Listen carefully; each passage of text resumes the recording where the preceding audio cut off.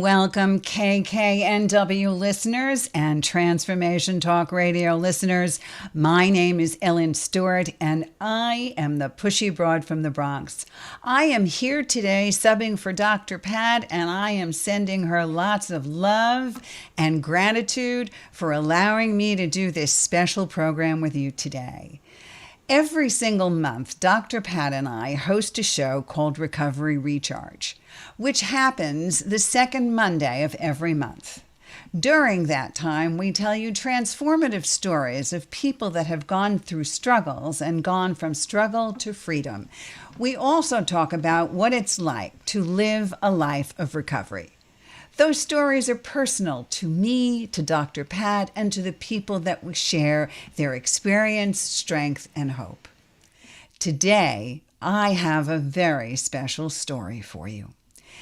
Actually, it all started in the summer of 2019 when I received a phone call from a woman seeking help for her husband, who she believed might have a drinking problem. But what started out as a cry for help for him turned into a terrifying roller coaster of events for her. This woman is here with me today. She wanted to tell you this very compelling story. So, KKNW listeners and Transformation Talk Radio listeners, I would like to introduce to you today M. Good morning, Em. How are you? Good morning, Ellen. I'm doing very well, thank you. Thanks so much for being here. I know that we have a great story to tell everybody, so I want to start from the beginning. Talk to me about how you first met your husband, and let us know what things you saw in the very, very beginning that caused you to be concerned. Well, going all the way back to the beginning, I first met my then just friend online. And from there, we developed a very deep friendship, one that I felt was extremely fulfilling. And eventually, I would end up marrying this man and becoming his wife. But at the beginning, I saw no real red flags. And you had a long-distance relationship for a while, did you not? Tell us about that. That's correct. We met online. We were introduced by somebody who was a listener of my work, who introduced me to him. He had his own radio show, and we were long distance. I was based in London, and he was based in New Jersey. And then, when did you first get together with him and spend some consistent time together? There was never any real period of consistent time spending, because having a transatlantic relationship is very expensive and very challenging. But he did come and visit me in London, I think on about 2 occasions. And I spent about a month or so at a time in New Jersey, every 6 months or so. And during that time, a month or so at a time in New Jersey, did you notice anything about his behavior that you might have questioned? Nothing at all. He was charismatic, kind, attentive, the perfect gentleman. So, about how long did that long-distance relationship go on? We were long distance for about 2 years. And then you made a permanent move to the United States and shortly after got married? Correct. We wanted to test the viability of our relationship. We had known each other for about 6 years and together for 2 of those. And we spent 6 months living together. During that time, it was a little difficult. Money was a bit tight. But we thought that we could make a good go of things. So during that time, there was absolutely no evidence of a change in behavior, about any kind of addictive behavior, any drinking behavior that would have been a red flag for you? Nothing at all. I thought that I was the most lucky woman in the entire world. So here you are, and you've reached a point where you're about to move into a brand new home together in the fall of 2019. What brought you to make that telephone call to me in August of 2019? Well, we had been married for just over a year or two at that point. And what I had started to notice was that there were some behavioral changes in my former partner. There was a lot more secrecy. He was a lot more testy with me when I had questions. Give me And examples of that. What do you mean secret? What was he keeping from you? well, I had found a few liquor bottles in the garage, as well as behind towels in the bathroom, and I thought this was very peculiar because I had never seen him drink even socially. And I thought that perhaps they had been put there by a guest, perhaps, or in the garage left over by former tenants.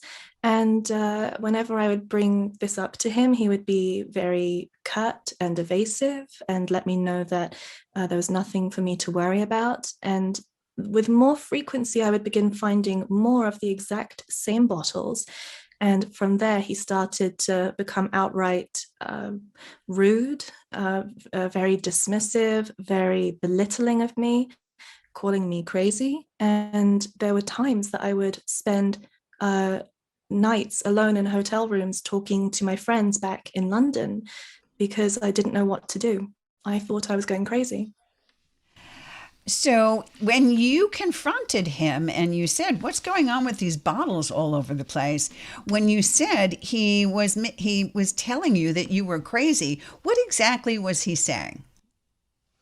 He would be telling me, knowing that in the past I had worried about another partner of mine's drinking habits. He would tell me that I was projecting my old insecurities onto him and that it was not fair. And that if I had any faith in him and any confidence in my husband, that I should listen to him, and that it was hurtful to him that I would think that he would lie to me. Sarah, he made it seem as if you were having some kind of psychological difficulty and those questions were coming out of nowhere. Correct. So that would mean that you began to think that maybe you were wrong in accusing him of all of these things. Is that what happened? Yes, I thought that my view of him might be skewed. I had no reason to believe that he was drinking. He didn't appear in my mind what I think of as someone, the way they act when they are drunk. I never smelled any kind of alcohol on him. And at times he could be very attentive. So I thought that perhaps there wasn't really an issue there. So, in addition to the phantom liquor bottles that are being left all over the place in strange places, and his out and out denial of these things happening right in front of you and making you question your own psychological sanity, what other behaviors began to manifest which gave you the idea that maybe there's a problem here? Well, financially, I ended up taking over a lot of the rent and the bills. And something that was very peculiar to me was that initially I had very little contact with our landlords, but eventually I had to step up and become the one who would speak to them. And at times I wouldn't be able to communicate with my husband at all about how he was planning on contributing to the rent. And at times it would be weeks on end before I would have a direct answer. And I would have to go and speak to landlords myself and say, I can't get a straight answer on when he will be able to pay his share. So all of a sudden, you found that some of his responsibilities to the marriage and to the upkeep of the household began to diminish. Is that what you're saying? All of a sudden, he was unable to financially become a supportive husband. That's right. And I also found that a lot of the financial contributions that I made to the household seemed to perhaps be squandered. because the arrangement that we had was that I would pay him in cash, being at the time a non finalized resident of the United States. And as such, I wasn't able to hold bill accounts in my name. He had full control over any online accounts we had. I paid him cash, and he would tell me that he would take care of everything. And then you found out a few months later that that was not the case. And I know for a fact that there were some specific things that caused you not to find out. Like, talk to us about what happened with the utilities. So, with the utilities, something that became an ongoing pattern and a very distressing one was that after months of asking about the bills and wanting access to keep on top of the utilities, I would often be home alone when the utilities would be shut off. And I would always be by myself, and I would always have to pull out my credit card to pay extremely large amounts of outstanding balances. In order to turn the heat and an electric on in your house in the dead of winter, correct? Correct. The first time this happened was in the spring and then the summer, and then again towards the end of the relationship in the winter. And what was so distressing about this was that I found out from the utilities company that he knew every single time that we were going to be without power. They gave him a shut-off date, and he left and would leave me there, not knowing that I was going to be without power. And the very last time he did that, he was away for days on end. And I had to call in favors from the local community to help me reconnect. I could always pay, but it's very difficult to make payments with a British card. And it was not possible for me to be put on the account because at the time I did not have social security number. Of course, I understand. And it wasn't only you that was in that house, correct? Correct. There was a whole wonderful menagerie of animals, many of which were very dependent on heat and lighting. So, again, let's go back. What specifically prompted you to call me in the late summer of 2019? Do you remember our conversation? I remember very little of our conversation because I was so distressed, but I had reached out to my former partner's family, just a few trusted family members who I felt he was closest with. And I brought to them my concerns that he might be hiding a drinking habit that he was struggling with. And one of them had a friend who had used your coaching services and found it so life-saving, literally life-saving. And they passed on your number to me, and I called you to seek help because I didn't know what to do. And you called me to seek help for your husband. Do you remember that? I did, yes, that's correct. And you explained to me some of the habits that were happening, and you also suggested to him that he should reach out to a recovery coach. Is that correct? That's right. I offered to pay for you to help him. I did not know anything about alcoholism. I don't know anybody personally from within my family who's ever struggled. I've very rarely been around anybody that I would notice to be drinking.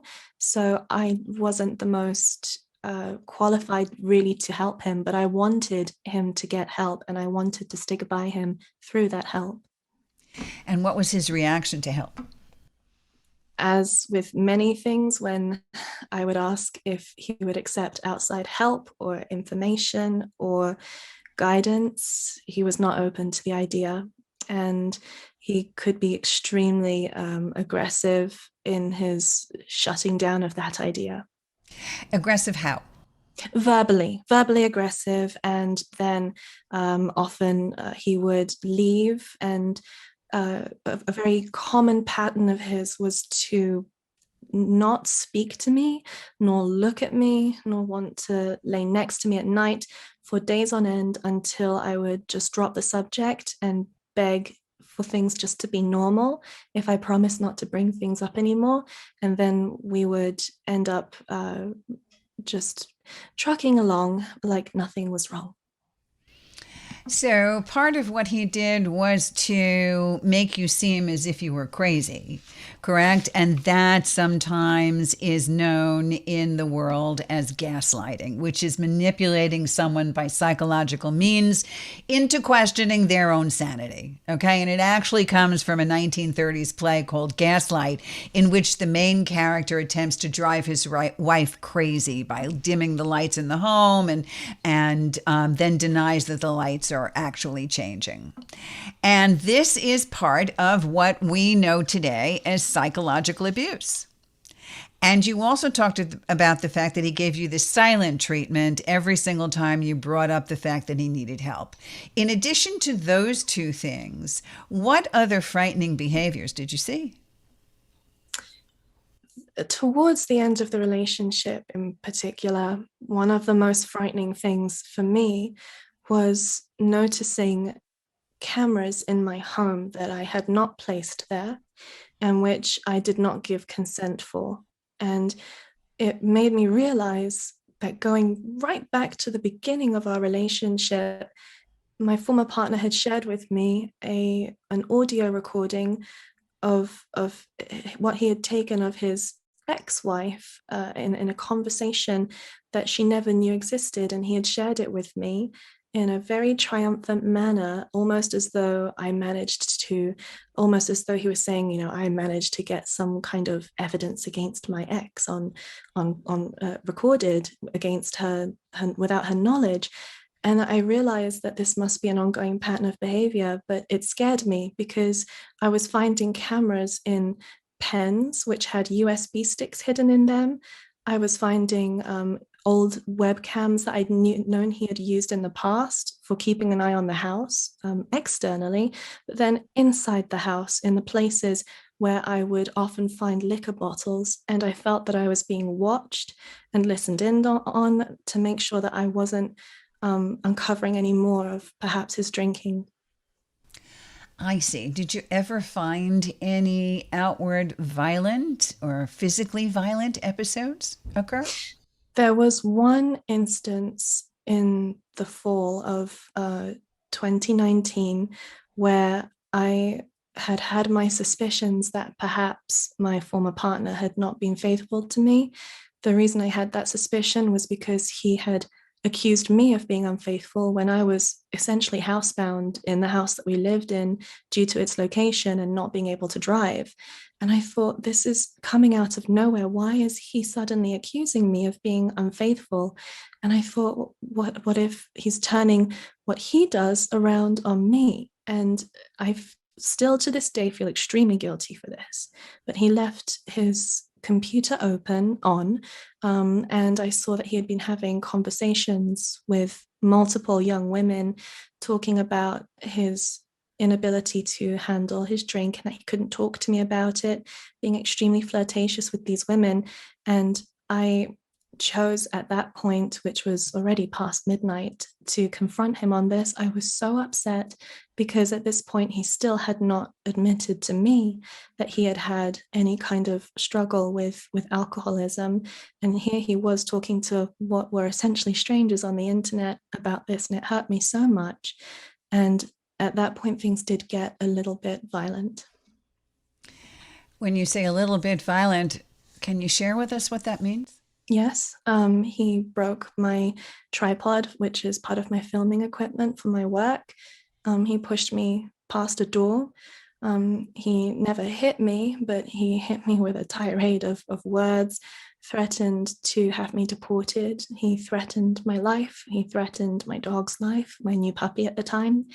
It was extremely scary, and I called you in absolute panic because I didn't know what to do. I had never seen this reaction before. He had never, up until that point, right towards the end, shown me any kind of outward aggression. He had always been extremely placid, but very subtle in his abuse until that point.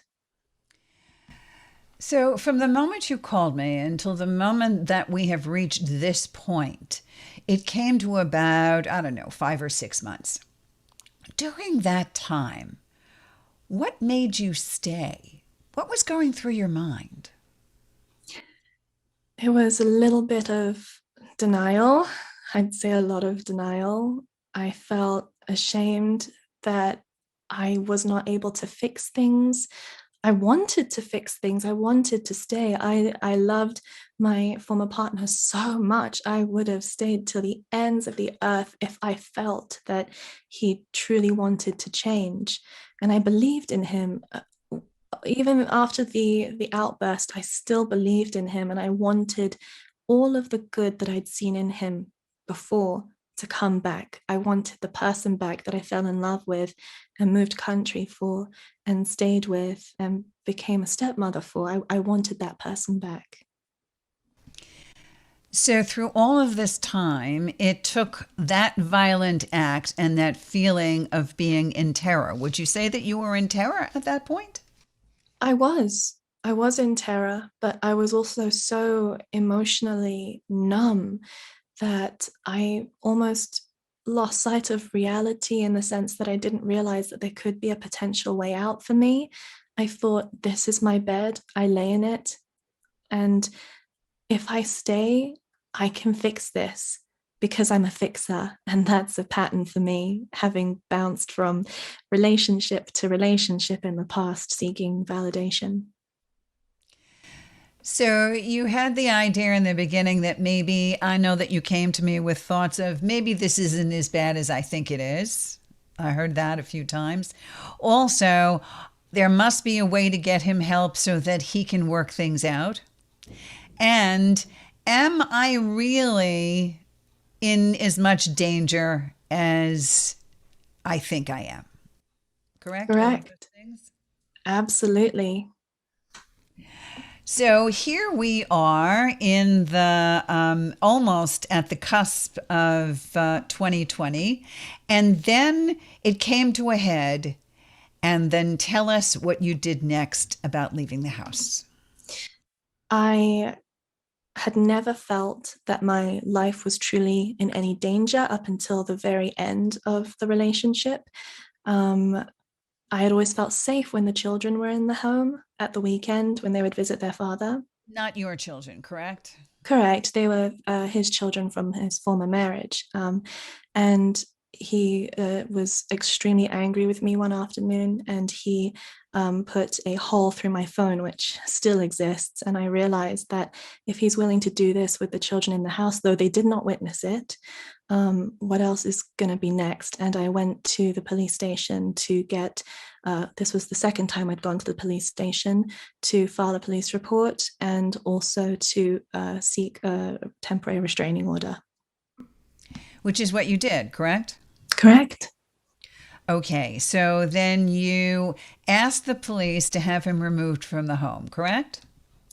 It comes as standard with a temporary restraining order. They said he would have, I think, either 15 or 20 minutes to gather items to leave. I asked if they could give him more because he had animals in the house. And it was one of the most difficult decisions of my life because the children were there at the time. And I did not want them to witness this. I'd hidden so much from them and tried to keep a sense of normality from them. But I was advised over the phone when I tried to seek a restraining order over the phone that first of all, I'd have to appear in person, and that also you cannot seek a temporary restraining order, at least where I was, for the future. So I couldn't wait until the children were gone. If I was in fear for my safety, I had to act immediately. How did it make you feel doing all of that? Like the worst human being in the world.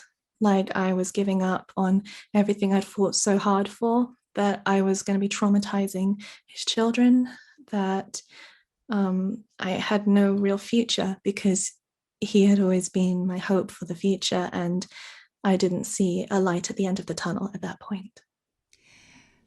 You found that at that point, you said it was your second restraining order. Did you honestly feel that you were in fear of your life? I did at that point. His demeanor was unlike anything I'd seen. He had been explosive in the past, as I told you. That night when he broke my tripod and threatened me, that was my first time seeking advice and making a police report, though I did not wish to have a temporary restraining order at the time, hoping we could fix things. But this second time was different because I don't know if it's too watery to say, but sometimes people just have a look in their eye, and I didn't recognize this person the way he looked at me anymore. And it scared me that much to my core. It was just like there was nobody behind his eyes. So I had to act. And you called me immediately, and we discussed your going to the police. Correct. I am really glad that you have shared this terrifying story with us, and I know what you went through, and we're going to talk about how you have made it on the other side, how you have crafted an escape plan from this situation, and what you learned in terms of your own self-development and what you learned so that you can share with others today and other men or women that may have been going through the same thing. I'm very glad you're with us here today, and how brave of you are to share your story.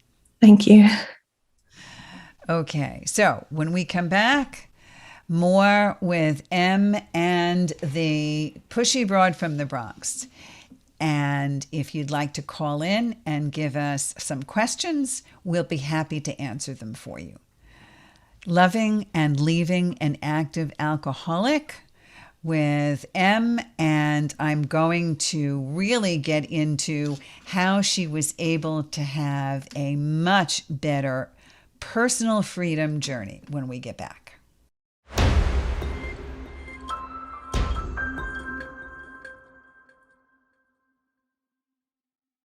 Welcome back, KKNW listeners, Transformation Talk Radio listeners. I'm Ellen Stewart. I'm the pushy broad from the Bronx, and I'm here on my show subbing for Dr. Pat today, Recovery Recharged. We are in the middle of a fascinating story with M, who is talking about her fight to freedom and loving and leaving an active alcoholic. Thanks for staying with me, M. Thank you for giving me a chance to share my story. So here we are. You have gone to the police, you have filed a restraining order, and you have gotten yourself free from this. I want to be able to let our listeners know that this is a Transformation Talk Radio piece, which means that there is a full transformation here. So let's talk about what you did and how you finally made it out. Well, the most difficult part after filing my temporary restraining order was seeking a final restraining order, which was not granted to me. It's very difficult in the tri-state to protect yourself unless there is severe physical violence, which I was not going to lie about, and therefore could not have the protective order I felt that I needed. However, I did have a wonderful friend who I had been confiding in, and she said to me, if you need to leave, I can give you shelter. I will come and get you. You can bring your animals, and I will drive you here so you can heal. And that's also because you were brave enough to share your story with others. Tell us about that, because sometimes women or men that are in this situation are hesitant to share their story. What do you think about that? I think it's only natural for us to want to protect our partners, whether they are going through something which is, struggling with addiction or anything else. We want our partners to be seen and loved for the people that we love inside them. And I had spoken to my friend, I don't mind naming her, her name is Kate. She had asked me how I was really doing because she could see a change in my behavior over that winter. And I just told her one day, not so great, actually. And she was very good at asking me to just slowly open up to her. And she had been through something similar in the past, and she had seen the warning signs, which I didn't find out until later. And she really used her intuition with how to guide me. So by that time, it was maybe mid-February. So you came up with a plan. What was it? Well, if I was not able to secure my final restraining order, she was going to fly over from Colorado to New Jersey, rent a car, pack me up, and get me out of there. And that's exactly what happened, yes? Correct. I didn't have to wait more than a day after court concluded before she had put an entire plan together. I was incapable of making any plans. I was inconsolable. I was fearful, and I just wanted to get out of that house. And I hadn't seen my partner since court concluded. We were not in the house together at any point after court. And she came to get me, and she managed to rope in some friends of hers from the tri-state area. They packed me up within maybe an hour, and I was gone. And that has just come up on your year anniversary of being away. Is that correct? That's right. Yes. It was, I think, February 27th. No, sorry, February 17th. She came to get me. So now you are in a position where you have had some time and distance between what happened to you and had a really good chance to take a look at everything. Talk to me a little bit about what you got from our experience together and what you've learned about addiction and how it's a family disease. Oh, so much. I didn't know anything at all about addiction before we started working together. I thought that I was the cause, that I could change it and I could do so much to help. But I realize now that I didn't cause the disease, that my partner wasn't always in control of the way that he treated me, that it was never personal to me. And I was often talking to the disease and not to the person with the disease, and that I couldn't change it and it wasn't my fault. And tell me how you've grown yourself over this time period. What do you think you're taking away in terms of your personal growth? Well, I had to really look at how I felt it was okay for me to stay, knowing now that I was being psychologically abused. It really was psychological warfare for well over a year, and I had to worry about why I didn't have any boundaries. I had no boundaries at all. Why didn't I deserve those boundaries? And we did a lot of work, you and I, over the first couple of months that I came to Colorado. And you told me not what I wanted to hear, but what I needed to hear about my codependency on other people. Give me an idea of how that spilled over into a few things. When you say boundaries, what did you have trouble with? Saying no, accepting that I could speak up for myself, and asking my former partner and people around me in general to respect my boundaries. I didn't even know that I didn't have boundaries. I didn't know what a boundary really was. I just knew that sometimes people would treat me in a way that left me feeling terrible about myself. And also, we talked about that. You talked about the fact that you realized that an addiction is a disease, and that you couldn't cure it or you couldn't fix it. You mentioned also that you had a fixer role. Talk to us about that. How you felt.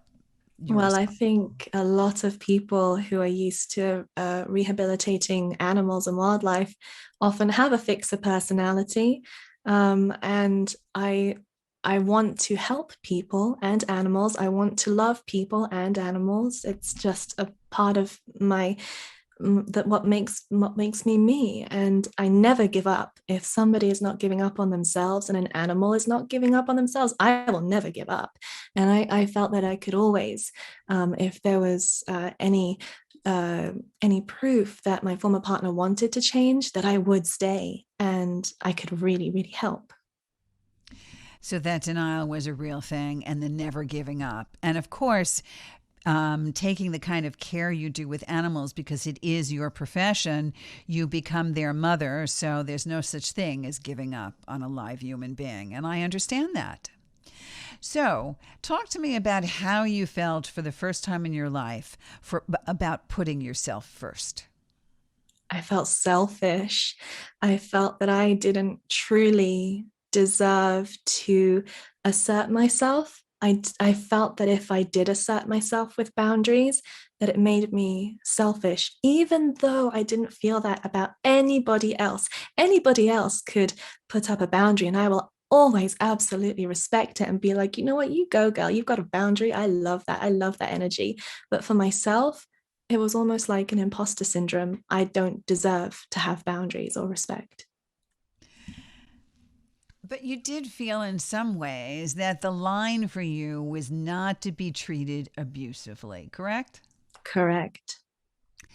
And you talked about the fact that it wasn't sometimes out and out physical abuse, which sometimes for me, from what I see from my clients, makes it a little bit more sinister, right? And psychological abuse and verbal abuse can sometimes cut in a very different way.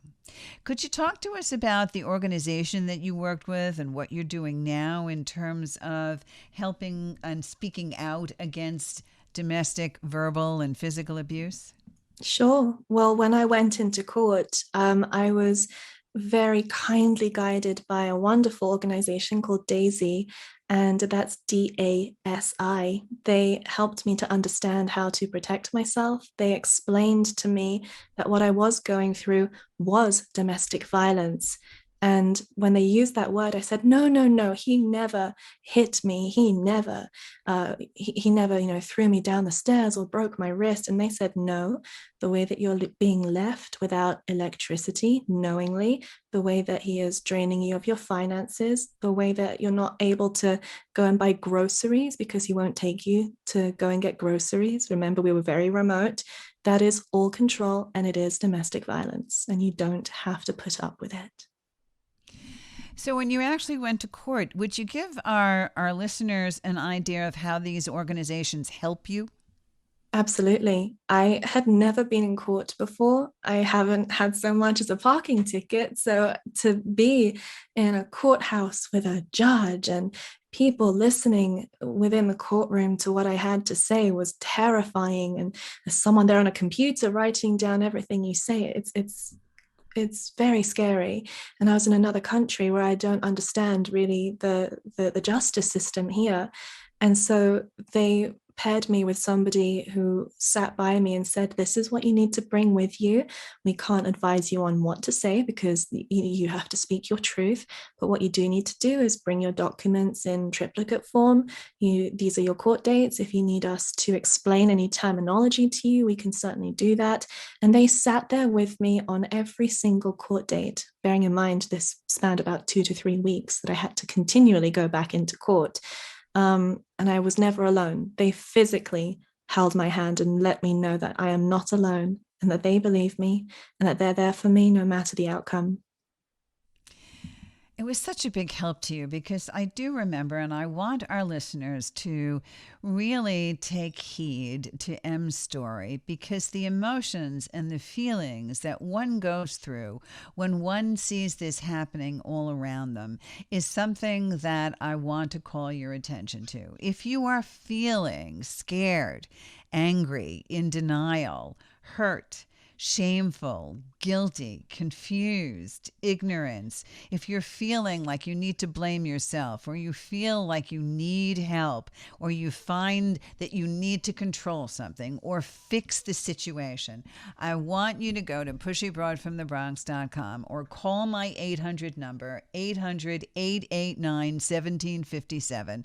I am doing free complimentary half-hour sessions that can be used for COVID-19 stress relief, or can be used for you to tell me if you have a problem and need to learn more about addiction and whether or not you are going through some of the things that M was going through. M, talk to me about what you do now and how you help people and how you are speaking out. Well, for a long time, I felt that I had to protect my abuser. I thought that by speaking out, just because I wasn't believed enough by the court to get a final restraining order, that perhaps others might not believe me. But then I realized that it doesn't matter who believes me. There are people out there who are still going through domestic violence and they don't have to feel alone. And having my platform where I share my tips on helping, to raise your animals, I just started sharing little pieces of my recovery, showing myself coming back to life and coming into myself as a woman, embracing myself, setting boundaries. and holding myself to a better standard, really, and working with you as my coach as well, learning more about myself and sharing what I learn about myself with people, being honest about it, being vulnerable, and letting people know it's okay that your past doesn't define you and you can change and you can have a better life if you want it. And also, I know that we worked a lot about, like you said, codependence and what addiction is all about. And I think sometimes that's really critical because when you started with me, the first thing you said was, I need to help someone else. And then you realized that the help you needed, if it wasn't going to be for him, was definitely going to be for you. Did that come as a surprise to you? It did, because although I knew that I had codependent tendencies, I didn't realize how deep seated those were and that they came at the detriment to my own mental well being. So I really did a lot of work on going back to my childhood and being extremely honest with myself and going, you know what? It's okay. You don't have to be perfect. You don't have to be in control all the time. It's okay to struggle. It's okay to also want more for yourself. It's okay to grow and evolve. So let's talk a little bit about the message that you would give to women who might be in your shoes. Let's just talk a little bit more in detail about what kind of signs someone should look for in terms of whether or not they may be living with an active alcoholic or addict. What do you think? I mean, it's a little bit difficult for me to say because I think every alcoholic's tendencies can be a little bit different and based on who they are personally. I do feel that a lot of what my partner did to me wasn't necessarily just because of the drink. He made choices that other alcoholics might not make. And I just want anybody who is listening who thinks that they might be living with someone who's hiding alcoholism, is to reach out to someone who does know, who is professional, and who can guide you to learn more about what alcoholism is.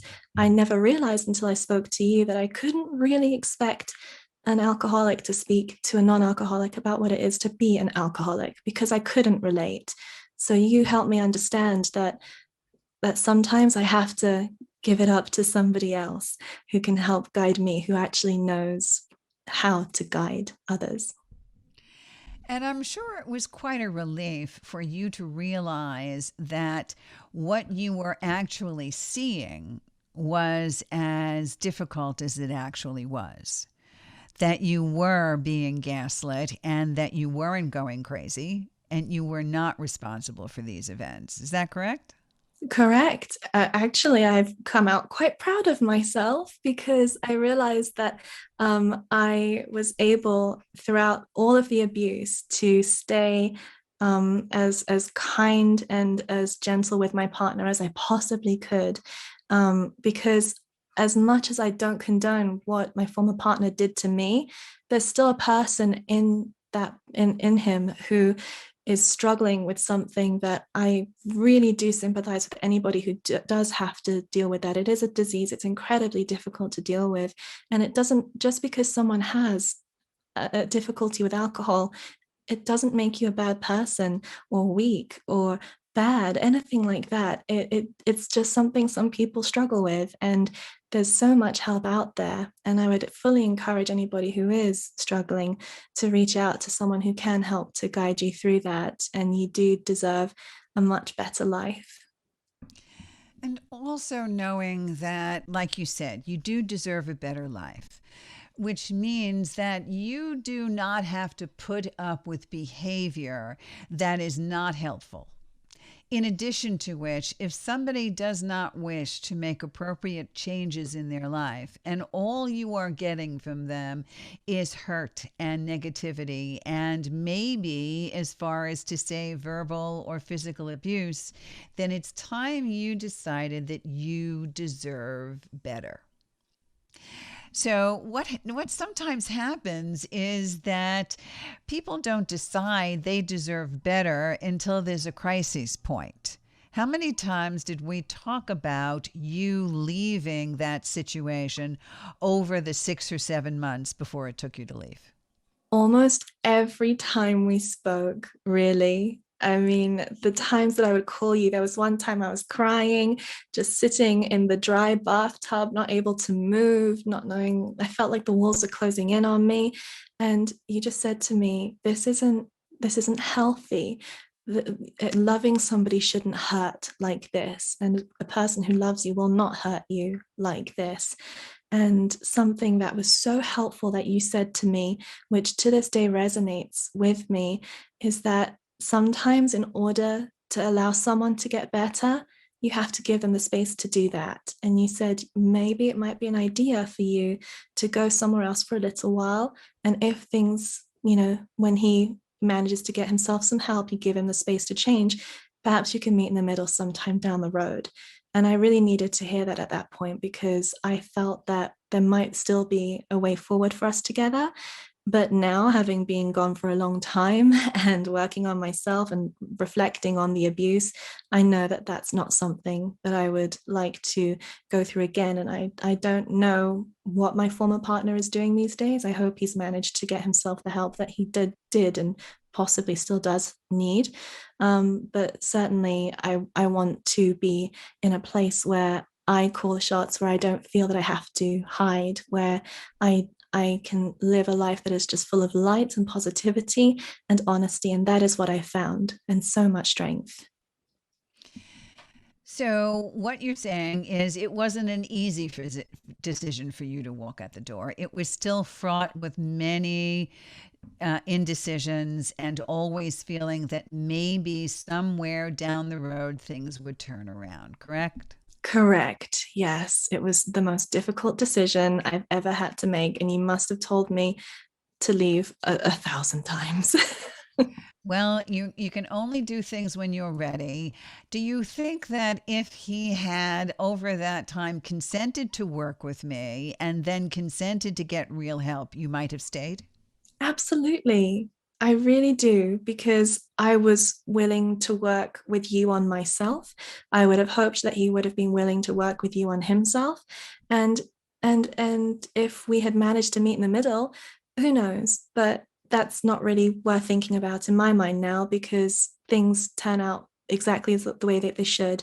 And I feel that I was meant to go through that difficulty and love him and leave him enough to then learn to love and be present with myself. So, as you're going forward now and making different choices, how do you feel you really have grown over the past year? Wow, I have such great relationships with so many people. I don't take abuse in any form.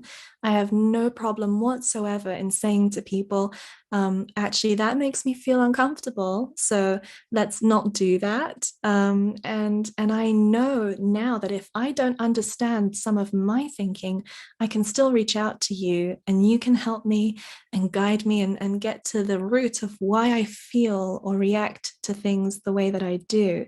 And every single one of my relationships with my friends, my colleagues, my family, every single one is so much brighter and so much more fulfilling now. What made you decide to want to come on my show today and talk about this experience and the coaching experience that you have shared with me over this past year? Well, first of all, with regards to the coaching, I think that a lot of people struggle to make any real leaps and bounds with their personal development because they think that they should just struggle alone. I cannot say how much having your outside input has helped so much, because you're not just, a cheerleader like, oh, you're doing great. You're a drill sergeant and you hold me accountable and I can't hide from you. And if I pull away from you, you come and find me and you make sure that I am putting in the work that I need to support myself and to support my personal growth. And then with why I'm choosing to share my story, I was silent for so long, and that did nobody any good. And with me sharing my story, it's not to throw shade at my former partner. It's simply to show the events that led up to me escaping and becoming the woman that I am today, who is so much more empowered. And I want everybody else to be able to feel how great I feel now when I wake up, and I feel so in control, so loved, so protected just by myself, my boundaries, my I feel such a different energy now, and I don't recognize the girl. I truly was still a girl a year ago, and I've made such progress. And I think it's evident. It just feels wonderful to share that. And I hope that others out there who might have gone through something similar can also gain something from me sharing my story. That's why I'm sharing, is so that you can see, if you are going through this, you can change your future. You can have a better future, and change and help is possible. I think you're very brave for sharing your story. I know that you have gone on to do some wonderful things, and you've been pretty vocal and out there about how women can get help. And sometimes these things happen with men. I would like you to understand that addiction is a disease and you can get help for it. And also, more importantly, those of you who are living with active alcoholics, it doesn't mean that you love them less. It means that for the first time in your life, you are learning to love yourself more. And that is the most wonderful thing. Emma, thank you for your courage and your grace in explaining this story. And I hope it is helping a lot of people out there. If this is you and you need my help, please call me at 800-889-1757. This is Ellen Stewart, the Pushy Broad from the Bronx. I am saying thank you to everybody, and catch my next Recovery Recharge show every second Monday of the month. KKNW listeners, thank you so much for being here today.